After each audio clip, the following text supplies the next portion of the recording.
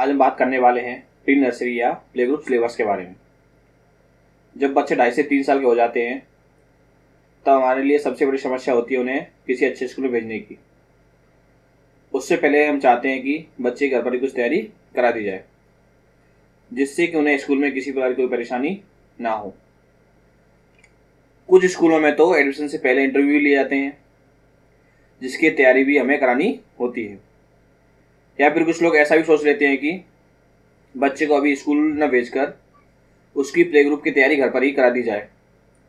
दोनों ही कंडीशन में समस्या एक ही आती है कि आखिर बच्चे को प्ले ग्रुप में पढ़ाया क्या जाता है। आज हम इसी समस्या को दूर करने की कोशिश करेंगे, तो चलिए शुरू करते हैं। सबसे पहले आपको ध्यान देना है फाइन मोटर स्किल्स एक्टिविटीज पर। इसकी वीडियोज आपको यूट्यूब पर मिल जाएंगी। आप तरह तरह की एक्टिविटीज की वीडियो देखकर उन्हें वो एक्टिविटीज कराएं जो कि उनके लिए काफ़ी फायदेमंद होंगी और शुरुआत में वे बहुत आवश्यक भी हैं। अब हम चलते हैं सिलेबस की तरफ। सिलेबस में आपको कराना है Hindi, English, maths and GK. Hindi में आपको सिर्फ रीडिंग और रिकॉग्नाइजिंग पे ध्यान देना है। इंग्लिश में आपको रीडिंग, ट्रेसिंग, रिकॉग्नाइजिंग, राइटिंग, ठीक है। इस प्रकार मैथ्स में और इस प्रकार जीके पे। आगे हम चलते हैं। रीडिंग विद पिक्चर हम हिंदी स्वर कराएंगे, ठीक है, अ से अहा तक। हमें रीडिंग विद पिक्चर पर बहुत ध्यान देना है। हम बच्चे को जो कुछ भी करा रहे हैं उसकी पिक्चर भी दिखाते जाएं, जिससे बच्चा उसे आइडेंटिफाई कर सके और आगे जाकर पहचान भी सके, ठीक है। आ से आ तक कराते समय हमें ध्यान रखना है कि सारे स्वर हमें एक साथ नहीं कराने हैं। हम दो दो स्वर एक साथ ले सकते हैं, ठीक है। एक एक भी कराएंगे चलेगा, क्योंकि बच्चे ने इससे पहले भी पढ़ाई नहीं की है, तो स्टार्टिंग हम लोग एक या दो ही लेकर के चलेंगे और जब उसे याद होने लग जाएंगे तो हम लोग धीरे करके उनकी संख्या बढ़ाते जाएंगे। नेक्स्ट हम चलेंगे इंग्लिश अल्फ़ाबेट्स की तरफ। इसमें भी हमें रीडिंग विद पिक्चर पर फोकस करना है, ठीक है। A to Z है, इसमें हम कराएंगे। A to Z कराते समय हम लोग ध्यान रखेंगे शुरू में हम लोग 4 अल्फ़ाबेट्स कराएंगे, देन फिर 4। इस प्रकार से धीरे करके हमको आगे बढ़ना है। अगर बच्चा पढ़ पा रहा है तो एक साथ हम उसे A to Z बुलवा सकते हैं, लेकिन उसे याद करने में फिर भी टाइम लगेगा, ठीक है। नेक्स्ट हम चलते हैं नंबर की तरफ। इसमें वही रीडिंग विद पिक्चर पर हमको ध्यान देना है। नंबर्स हम लोग कराएंगे 1 to 10, ठीक है। 1 to 10 नंबर कराते समय हमको वही 1 या 2 नंबर लेना है स्टार्टिंग में हमको, ठीक है। अगर बच्चे की कैपेसिटी है तो 3 नंबर भी ले सकते हैं और धीरे करके हम लोग फिर एक साथ 1 to 10 नंबर लेंगे। इसके बाद हम चलते हैं राइटिंग पर। राइटिंग में आपको ध्यान देना है स्क्रिबलिंग पर। स्क्रिबलिंग करानी है आपको ऑन स्लेट और पेपर, ठीक है। बच्चा जितना गोदागादी करेगा, आड़ी तिरछी लाइनें खींचेगा, ठीक है, उतना ही उसकी पेंसिल पकड़ने की ग्रिप अच्छी होगी। गोदागादी एंड आड़ी तिरछी लाइन खिंचवाने के बाद आप उससे डॉट्स वगैरह बनाना सिखाइए, ठीक है। डॉट्स के बाद आप इस प्रकार से डॉट्स बनाकर दीजिए और उससे स्टैंडिंग लाइन और स्लीपिंग लाइन की प्रैक्टिस कराइए। स्टार्टिंग हमें उससे dots, standing lines, sleeping lines ही कराना है और साथ में स्क्रिबलिंग करानी है, ठीक है। ये इस प्रकार से स्टैंडिंग लाइन और स्लीपिंग लाइन की प्रैक्टिस कराते जाएंगे और आगे हम चलेंगे अल्फ़ाबेट राइटिंग की तरफ। इसमें हम लोग वही अल्फ़ाबेट कराएंगे जिनमें स्टैंडिंग लाइन और स्लीपिंग लाइन का इस्तेमाल किया जाता है, क्योंकि हमने बच्चे को अभी सिर्फ उन्हीं की प्रैक्टिस कराई है। बाकी के अल्फ़ाबेट्स टफ होते हैं, उनकी प्रैक्टिस हम आगे चल के कराएंगे। नेक्स्ट हम चलते हैं इनकी प्रैक्टिस कैसे कराना है। इस हम लोग कोई भी एक अल्फ़ाबेट बच्चे को बनाकर दे देंगे इस प्रकार से, ठीक है, और उसकी ट्रेसिंग करने के लिए उसे हम बोलेंगे। यहाँ एग्जाम्पल के लिए मैंने आपको एक वर्कशीट दे दी है। आप तरह तरह की वर्कशीट बना करके बच्चे को दीजिए और उस पर उससे ट्रेसिंग करवाइए। आप स्टार्टिंग में स्लेट और कॉपी पर या पेपर पर उसे करवा सकते हैं। इंग्लिश की ट्रेसिंग के बाद हम लोग चलते हैं मैथ्स में। मैथ्स में हम लोग 0, 1, 4 एंड 10 ही कराएंगे, ठीक है, जो कि बनाने में इजी है। टफ नंबर्स अभी हमको नहीं कराना है। इसकी ट्रेसिंग किस प्रकार से कराना है वो भी देख लीजिए। इस प्रकार से हम लोग उसके वर्कशीट बनाकर देंगे। जैसे मैंने 1 लिख दिया तो आई 1 पिक्चर बना देंगे। मान लो यहाँ पर हम लोग 2 दे रहे हैं लिख करके, तो यहाँ पर हमको 2 पिक्चर बनाकर देनी है, ठीक है। तो बच्चा उस पहचान सके कि 3 लिखा है तो 3 मतलब कितना होता है, 2 लिखा है तो 2 मतलब कितना होता है, ठीक है। इस प्रकार से पिक्चर बना के देंगे और ट्रेसिंग करने के लिए दे देंगे इस प्रकार से डॉट डॉट्स बना करके उसको, और बच्चा उस पर धीरे धीरे ट्रेसिंग करना सीखेगा, ठीक है। हिंदी में ट्रेसिंग हमें नहीं कराना है क्योंकि हिंदी हम लोग राइटिंग भी अभी नहीं कराएंगे। हिंदी के अल्फ़ाबेट जो रहते हैं वो बहुत टफ रहते हैं, और चूंकि बच्चा अभी स्टार्टिंग में पेंसिल पकड़ना सीख रहा है तो हमें उसे सिर्फ इजी ट्रेसिंग ही कराने की कोशिश करना है। नेक्स्ट हम चलते हैं रिकॉग्नाइजिंग की तरफ। इस हम लोग करेंगे match the alphabet with related objects. जो अल्फ़ाबेट हमने उसे लर्न कराए हैं वो यहाँ पर उसे हम मैच करने के लिए दे देंगे। जैसे ए से क्या होता है बच्चा उसे मिला करके बताएगा, बी से क्या होता है, ठीक है। इस प्रकार से उसे मैच करने की दीजिए। इसलिए मैंने स्टार्टिंग में आपको बोला था कि जो भी हम बच्चे को कराएंगे वो हमें रीडिंग विद पिक्चर कराना है, क्योंकि आगे चल के हम बच्चे का जब टेस्ट लें और देखें कि बच्चे को कुछ पहचान पा रहा है कि नहीं पहचान पा रहा है, तो इस प्रकार से हम लोग उसे वर्कशीट बनाकर दे सकते हैं।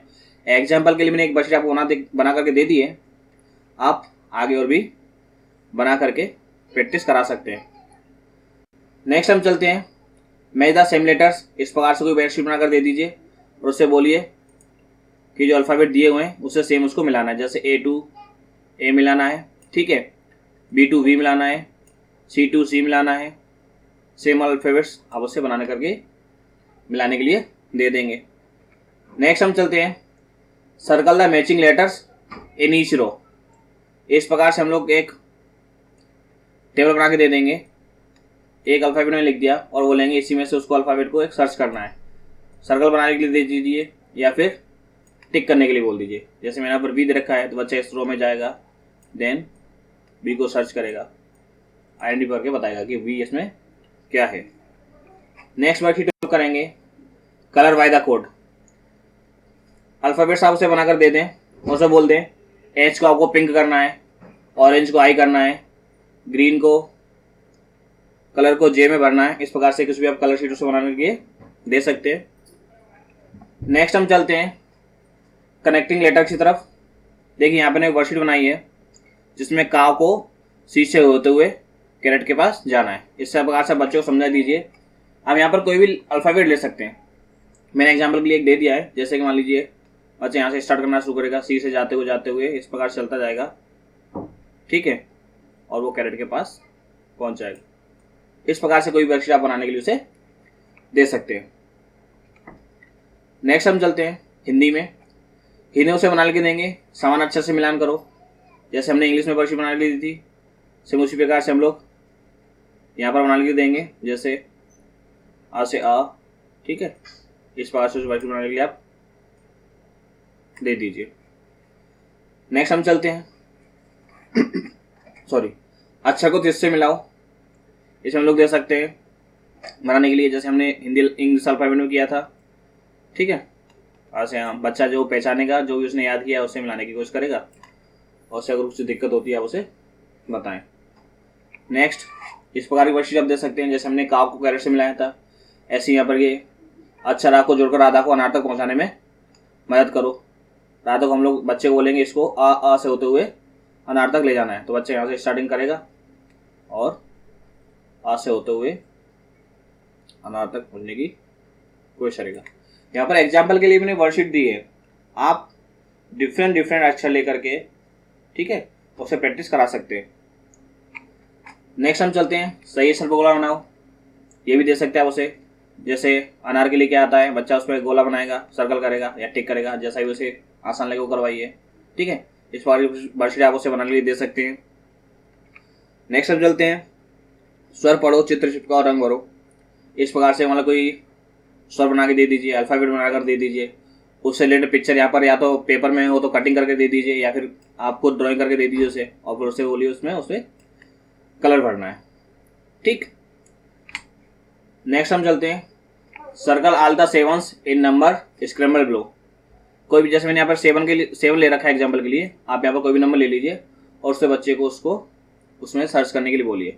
तो जहाँ जहाँ पर भी वो नंबर होगा बच्चा उसे सर्च करेगा, टिक करेगा या सर्कल करेगा और बताएगा वो नंबर उस वर्कशीट के अंदर कहाँ पर है।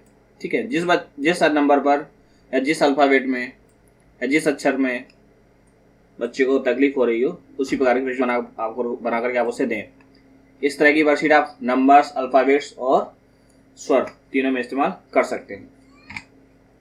नेक्स्ट हम चलते हैं circle the matching number in each row. वही सेम मैंने जैसे 8 बनाकर दे दिया है तो बच्चा यहाँ जाएगा, इसमें से 8 कहाँ है उसको वो सर्कल करके बताएगा। ठीक है, 6 में सेम ऐसे करना है, 6 इसमें कहाँ है बच्चे को बोलिए ढूंढ के बताएगा 6 है। इस तरह की वर्कशीट आप उसे बनाने के लिए दे सकते हैं। नेक्स्ट हम चलते हैं मैच द सेम नंबर्स। जैसा हमने हिंदी इंग्लिश में किया था वैसे ही इसमें हमें कराना है। ठीक है, सेम नंबर उसको मैच करके बताना है। नेक्स्ट हम चलते हैं colour the Apple with 1 red. बच्चे को बोल दीजिए कि जहाँ जहाँ पर 1 लिखा है आपको उसे रेड से कलर करना है। तो बच्चा जहाँ जहाँ पर 1 लिखा हुआ है उसे रेड से कलर करेगा। ठीक है, नेक्स्ट हम चलते हैं count and match with correct number. बच्चा इसे काउंट करेगा, ये कितना है 1 2 3 4। काउंट करने के बाद 4 से मिलान करेगा कि कहाँ पर भैया 4 है। ठीक है, इस प्रकार से आप उसे मैच करने के लिए दे सकते हैं। ठीक, नेक्स्ट हम चलते हैं recognising general objects in class. बच्चे को क्लास में उपयोग में आने वाले ऑब्जेक्ट्स के बारे में बताइए। इरेजर क्या होता है, पेंसिल क्या होता है, पेन क्या होता है, उन्हें उसे पहचानने के बारे में बताइए, वो पहचानना सीख जाए क्योंकि आगे चल के ये उसे बहुत काम में आने वाले हैं। ऐसे ही घर पर काम में आने वाले ऑब्जेक्ट्स बारे में उसे बताइए। सोफ़ा है, टेबल है, ठीक है, टूथब्रश है, जो भी घर में ऑब्जेक्ट्स होते हैं, जनरल ऑब्जेक्ट्स होते हैं, उनके बारे में उसे बताना है, उसे पहचानना सिखाना है। नेक्स्ट हम चलते हैं कन्वर्सेशन की तरफ। कन्वर्सेशन में आपको सबसे पहले उसे कराना है गुड मैनर्स। गुड मैनर्स हम लोग उसे करा सकते हैं ऑलवेज विश एवरी डे। ठीक है, इसमें गुड मॉर्निंग बोलना सिखाएं। गुड मॉर्निंग कब बोला जाता है, गुड आफ्टरनून कब बोला जाता है, गुड इवनिंग कब बोला जाता है, गुड नाइट कब बोला जाता है, बच्चे को बताएं। Always keep in mind, do not steal, now before entering, listen to elders, do not laugh at others. ठीक है, इस प्रकार से उसे बता सकते हैं हम लोग। डोंट फॉरगेट टू से में एक्सक्यूज मी कब बोलना है, प्लीज़ कब बोलना है, सॉरी कब बोलना है, थैंक यू कब बोलना है। एक इसमें वेलकम भी अपनी तरफ से जोड़ सकते हैं। ठीक है, इस प्रकार से आप उसे सिखाइए। सारे एक साथ नहीं सिखाना है, 2 3 3 करके आप उसे सिखा सकते हैं। ये जो हम सिलेबस के बारे में बात कर रहे हैं ये पूरे ईयर का सिलेबस है, इसलिए उसे धीरे धीरे करके कराना है, एक साथ कराने की कोशिश नहीं करना है। नेक्स्ट हम चलते हैं माई सेल्फ की तरफ। इसमें आप उसे, ये मैंने कुछ एग्जाम्पल की 8-10 लाइन दे रखी है, उससे आप याद कराएंगे। जैसे आई एम, यहाँ पर बच्चे का नाम लिख देंगे। बच्चे का नाम क्या है, आई एम ए बॉय या गर्ल, जो भी है, लड़का है तो बॉय, लड़की है तो girl. I am 3 years old, जैसे मैंने बताया 2.5 से 3 साल के बच्चे के लिए अभी ये सिलेबस बता रहे हैं, तो जो भी उसकी एज हो यहाँ लिख देंगे। आई लिव इन, यहाँ पर जिस भी नगर या कॉलोनी में रहता है उसका नाम। ठीक है, माई मदर्स नेम मिसेस, या मम्मी का नाम। माई फादर्स नेम मिस्टर, या पिताजी का नाम। ठीक है, I have a sister, sister है तो सिस्टर, ब्रदर है तो ब्रदर।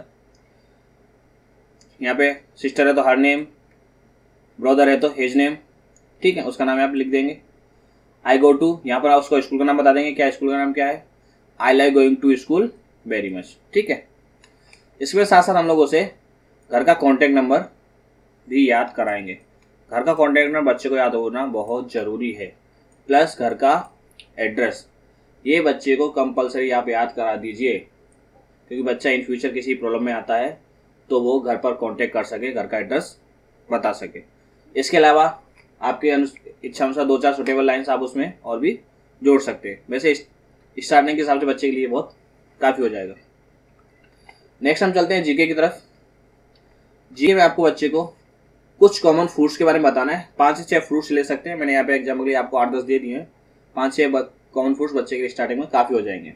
ठीक है, एप्पल है, ग्रेप्स हैं, लेमन है, इस प्रकार से आप उससे कॉमन फ्रूट्स के बारे में बता दीजिए। नेक्स्ट हम चलते हैं कॉमन वेजिटेबल्स की तरफ। इसमें कुछ 5-6 वेजिटेबल्स उसे बता दीजिए, टमाटो है, पोटैटो है, कैरेट है, ठीक, कोई भी। नेक्स्ट हम चलते हैं कलर्स की तरफ। कलरिंग तो उसे हम लोग कराएंगे, तो इसलिए उसके कलरिंग के साथ साथ उसे हम कलरों का भी जानकारी बताते जाएं कि किस कलर को क्या बोलते हैं, ब्लू किसको बोलते हैं, रेड किसको बोलते हैं, तो बच्चा जो है कलर को पहचानने लग जाए। नेक्स्ट हम चलते हैं पार्ट्स ऑफ बॉडी की तरफ। पार्ट्स ऑफ बॉडी में हम बच्चे को 8 से 10 पार्ट्स ऑफ बॉडी ही कराएंगे, और ऐसे पार्ट्स ऑफ बॉडी कराएंगे जिन्हें बच्चा फिंगर रख के आसानी से पहचान सके और बता सके, ठीक है। जैसे हेड कहाँ पर है, हेयर कहाँ पर है, ईयर कहाँ पर है, आई कहाँ पर है, माउथ कहाँ पर है। तो इस प्रकार बताते समय बच्चे को ये भी बताना है कि वो बताते समय फिंगर वहाँ पर रखते जाए। आई के बारे में बता रहा है तो आई पर फिंगर रखे, माउथ के बारे में बता रहा है तो माउथ पर, ठीक है। फिंगर के बारे में बता रहा है तो फिंगर की तरह इशारा करके बताए फिंगर क्या होती है। हैंड की बता रहा है तो हैंड बताए हैंड कहाँ पर है। इस प्रकार से पार्ट्स ऑफ बॉडी आप याद कराएं। नेक्स्ट हम चलते हैं वर्ड्स की तरफ। वर्ड्स में आप कोई भी कॉमन 5 से 6 वर्ड्स उसे आप करा सकते हैं, ठीक है। इसके बाद फ्लावर्स, फ्लावर्स में भी आप 5 से 6 कोई कॉमन फ्लावर्स उसे करा दीजिए, ठीक। नेक्स्ट हम चलते हैं व्हीकल्स की तरफ। व्हीकल्स में भी कॉमन व्हीकल्स उसे आपको कराना है जो इजीली बच्चे को आसानी से अपने आसपास दिखती हो, ठीक है। वो व्हीकल्स के बारे में उसे आप करा दीजिए, 5 से 6 काफ़ी हो जाती है उसके लिए। नेक्स्ट हम चलते हैं एनिमल्स की तरफ। 5 से 6 आप एक कॉमन एनिमल्स भी उसे आप करा दीजिए, जैसे कैट है, रेबिट है, रेट है, डॉग है, काव है, बच्चा जिन्हें आसानी से आइडेंटिफाई कर सके, पहचान सके, ठीक है। नेक्स्ट हम चलते हैं एक्शन वर्ड्स की तरफ। एक्शन वर्ड्स भी आपसे 2-4 करा सकते हैं आप, जैसे वॉक, क्लैप, क्राई, लॉफ। बच्चा दिन भर एक्टिविटीज करता है, उसे वो वर्ड्स उसे बताइए बोलना कि ये जो कर रहे हो वो क्या होता है, क्लैप क्या होता है, क्राई क्या होता है, सिट क्या होता है, जंप क्या होता है। ये कुछ एक्शन वर्ड्स भी आपसे कराने हैं। स्टार्टिंग में आप 2-2 एक्शन वर्ड से ले सकते हैं और ये 6-7 एक्शन वर्ड आप उसे करा दीजिए, और उसके बाद अगर बच्चे की अच्छी तो आप धीरे करके आगे भी उन्हें बढ़ा सकते हैं, ठीक। नेक्स्ट हम चलते हैं शेप्स की तरफ। शेप्स में आप उसे सर्कल बनाना बताएं, ट्रायंगल, स्क्वायर, स्टार, ये बताएं। इस प्रकार से उसे ट्रेसिंग करने के लिए दे सकते हैं, जिससे क्या होगा, बच्चा ट्रेसिंग करना भी सीखेगा, साथ में शेप्स को पहचानना भी सीख जाएगा कि सर्कल क्या होता है, ट्रायंगल क्या होता है, ठीक है। नेक्स्ट चलते हैं सीजन्स की तरफ। सीजन में आप बताएं, उसे बताएं विंटर कब आता है, स्प्रिंग कब आता है, समर कब आता है, फॉल कब आता है, क्या होते हैं, चीज़ें के बारे में बताओ, समझाइए। इससे हम लोग कैसे कैसे क्लोथ पहनते हैं, ठीक है, इन सब बारे में उन्हें बताना है। नेक्स्ट हम उसे अपोजिट्स के बारे में बता सकते हैं, कुछ अपोजिट्स भी उसे बता दीजिए, अपोजिट क्या होता है थोड़ा बहुत उसे समझाएं, ठीक है। Opposite black white, happy sad, ठीक है। अपोजिट ऑप्शनल है, बच्चे की कैपेसिटी अच्छी है तो आप उसे करा सकते हैं, अन्यथा उसे आप छोड़ भी सकते हैं। नेक्स्ट हम चलते हैं पोएम्स की तरफ। 4 से 5 कोई भी आप उसे पोएम्स करा दीजिए, हिंदी में भी और इंग्लिश में भी। हर महीने एक एक पोएम भी कराएंगे तो भी काफ़ी है। पोएम बच्चे इंटरेक्शन करते हैं, एक से अधिक भी करा सकते हैं आप, ठीक है। कुछ पोएम्स के नाम मैंने यहाँ पर आपको दे दिए हैं, जैसे twinkle twinkle, Johnny Johnny, rain rain, jingle bells, Jack and Jill, ठीक है। हिंदी में लकड़ी की काठी, आलू का चालू। इस प्रकार से आप कोई भी पोएम ले सकते हैं। नेक्स्ट हम चलते हैं स्टोरी की तरफ। स्टोरी में भी आप उसे 4 से 5 स्टोरी करा दीजिए, और हो सके तो एक स्टोरी आप उसे रोज़ सुनाएं, और स्टोरी ऐसी सुनाएं जिससे बच्चे कुछ ना कुछ सीखने को मिले, ठीक है। स्टोरी छोटी हो तो और भी अच्छा है, जिससे बच्चा याद रख सके, ठीक है, और उससे कुछ सीख भी सके। इन बातों को हमें उसमें ध्यान रखना है। नेक्स्ट हम चलते हैं ड्राइंग की तरफ। ड्राइंग में जैसे मैंने आपको बताया, सबसे पहले आपको स्क्रिबलिंग करानी है, scribbling with crayons on paper, ठीक है। नेक्स्ट कराना है scribbling on slate with colour chalk. मैंने पहले जैसे आपको बताया है कि बच्चे ने इससे पहले कभी पेंसिल नहीं पकड़ी है, ठीक है, तो वो जितनी अधिक कलरिंग करेगा, स्क्रिबलिंग करेगा, ठीक है, उतनी उसकी पेंसिल पकड़ने की ग्रिप अच्छी होगी, ठीक है, और उसकी राइटिंग में भी इंप्रूवमेंट आएगा, ट्रेसिंग करने में भी उसे आसानी होगी। उसे फिर आप तरह तरह के ऑब्जेक्ट इस प्रकार से बनाकर दे दीजिए, उसमें उसे कलरिंग करने के लिए बोलिए, क्योंकि बच्चा पेंटिंग तो नहीं कर सकता है, इसे उसे कलरिंग कराना है। ऑब्जेक्ट्स बनाकर दे दीजिए, या फिर कोई भी पेंटिंग वगैरह से कलरिंग करवाइए। नेक्स्ट हम चलते हैं क्राफ्टिंग। क्राफ्टिंग में बहुत ही इजी जो बहुत आसान हो उस तरह की क्राफ्टिंग उसे करवाइए। फिर क्राफ्टिंग कराना, उसमें कलरिंग करवाइए तरह तरह की। एग्जाम्पल के लिए मैंने आपको वर्षी बनाकर दे दिए, ट्रेन बनाकर दे दिए, ट्रैफिक सिग्नल के बारे में बता सकते हैं आप उसे, ठीक है।